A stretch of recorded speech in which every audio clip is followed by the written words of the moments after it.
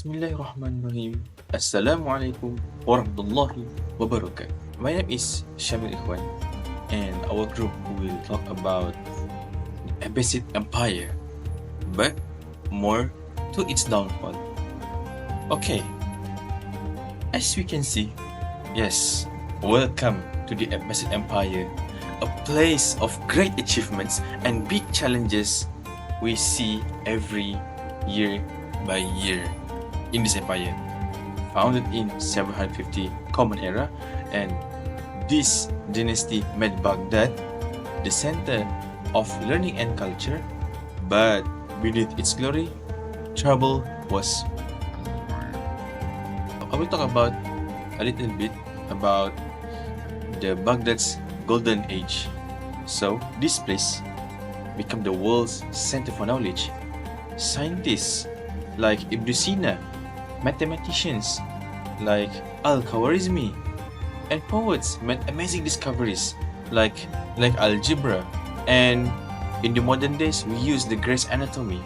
So we know that Abbasid Empire is very popular about their golden age, but this golden age did not last forever. While knowledge and culture flourished, the empire's resources were stretched thin.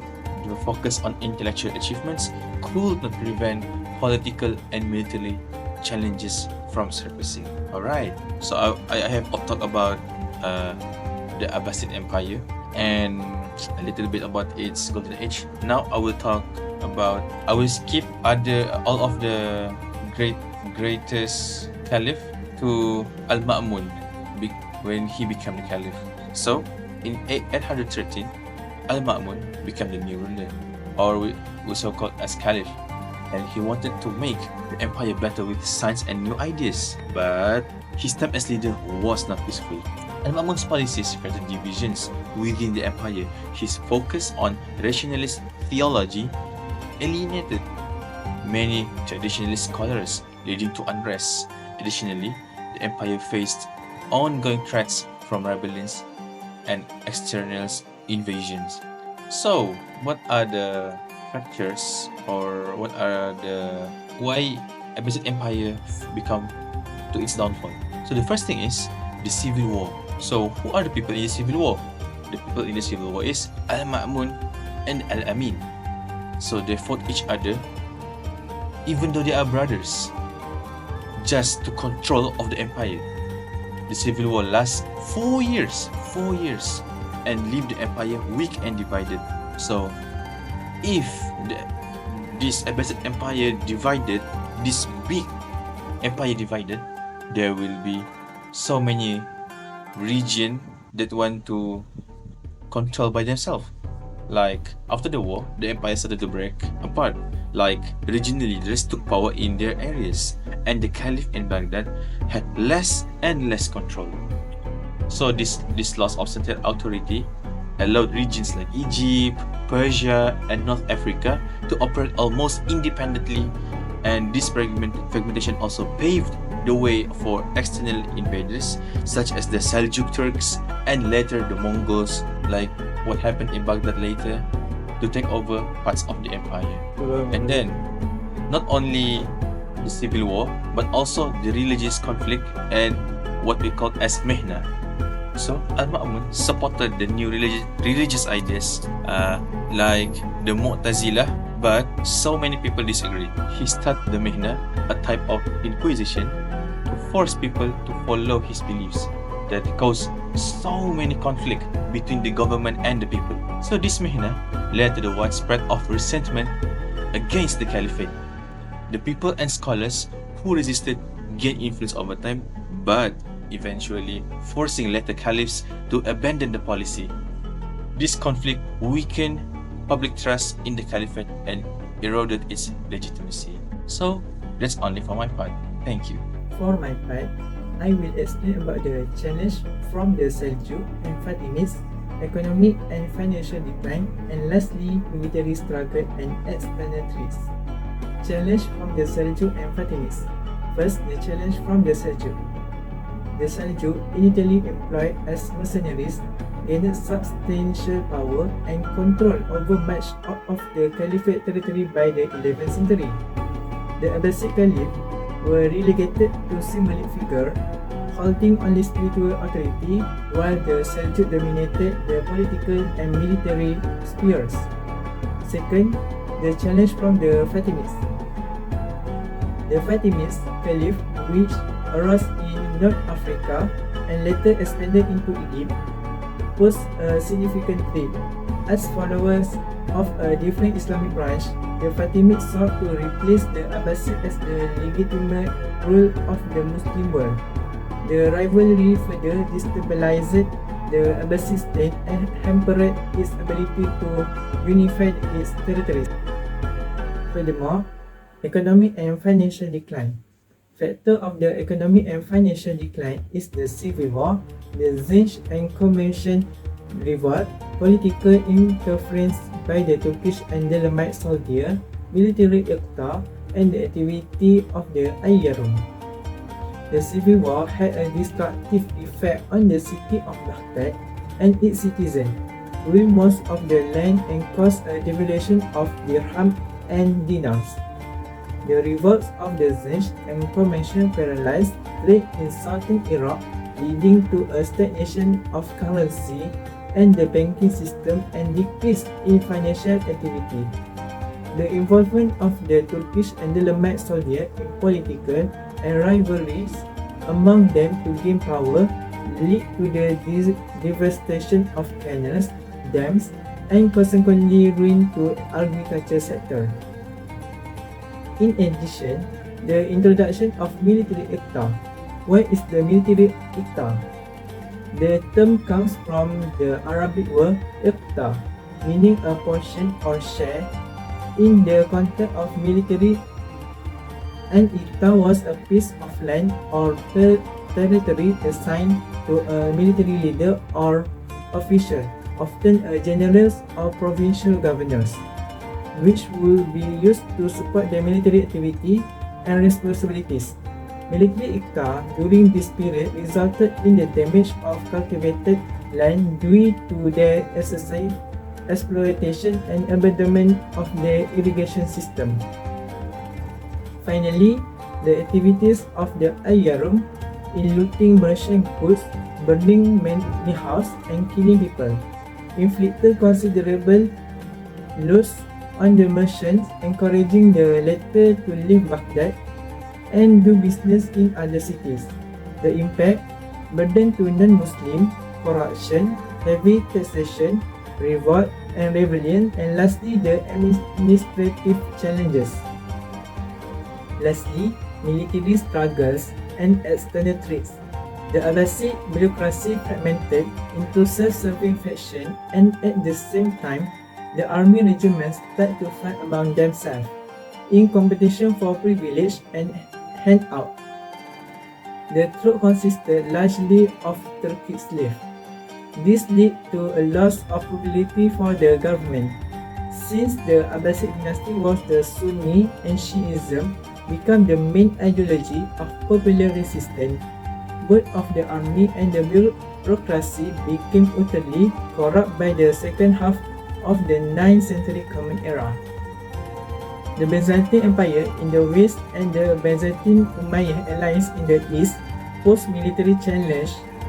Invasion by Turkey and Mongol tribes such as the Seljuk and the Mongols further weakened the empire. The sack of Baghdad by the Mongol in 1258 was a devastating blow, leading to the near annihilation of the Abbasid Caliphate. The decline of the Abbasid Caliphate, which lasted from 750 to 1258 Common Era, had profound effects on its society and led to significant fragmentation. This decline was characterized by a combination of internal strife, economic deterioration, and external pressures, which collectively weakened the central authority of the Caliphate and facilitated the emergence of independent states. So here are the effects of the declination towards this society. And the first is economic decline. The Abbasid Caliphate's economy was heavily reliant on agriculture and trade. However, a series of civil wars, Revolts, notably the Zanj and Kormatian uprisings, and political instability severely disrupted agricultural production and trade routes. And the second reason is political instability. Internal conflicts and power struggles among military commanders, regional governance, and religious factions undermine the central authority. And the third reason is cultural fragmentation. So as local leaders gain power, cultural and political identities begin to diverge from the central Abbasid identity. And other than that, here are the reasons and causes of the fragmentation to the Abbasid Empire or Caliphate. And the first one is internal conflicts. The Abbasid Caliphate faced significant internal strife due to factionalism among various groups, and that is including the Shiites, Sunnis, and ethnic minorities. And the second is economic factors. Economic decline was a critical factor in the fragmentation process. The agricultural sector suffered from neglect due to civil strife, leading to reduced tax revenues and for the central government. And next, we move on to the causes of fragmentation of the Caliphate of Abbasid. And the first cause is internal conflicts. The Abbasid Caliphate faced significant internal strife due to factionalism among various groups, and that includes the Shiites, Sunnis, and also ethnic minorities. And the second is economic factors. Economic decline was a critical factor in the fragmentation process. The agricultural sector suffered from neglect due to civil strife, leading to reduced tax revenues for the central government. And the third is external pressures. The Abbasid Caliphate faced constant threats from external forces, such as the Byzantine Empire, the Crusaders, and later the Mongols. And the last but not least, geographical challenges. The vastness of the Abbasid territory made it increasingly difficult for a centralized authority to govern effectively. As communication and transportation were limited during this period, distant provinces began to assert their independence. So, in summary, the decline of the Abbasid Caliphate was marked by significant societal changes driven by economic challenges, political instability, cultural fragmentation, and last but not least, external pressures. So that is all from me. Thank you.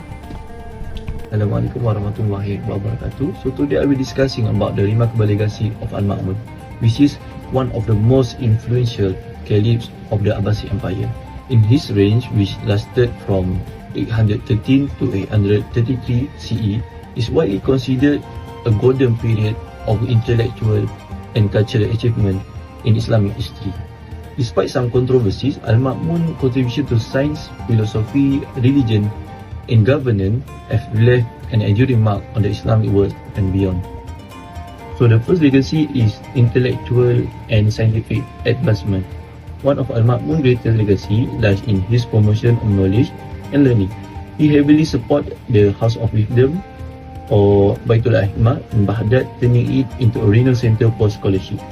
Scholars of diverse backgrounds came together to translate ancient works from Greek, Persian, and Indian tradition into Arabic.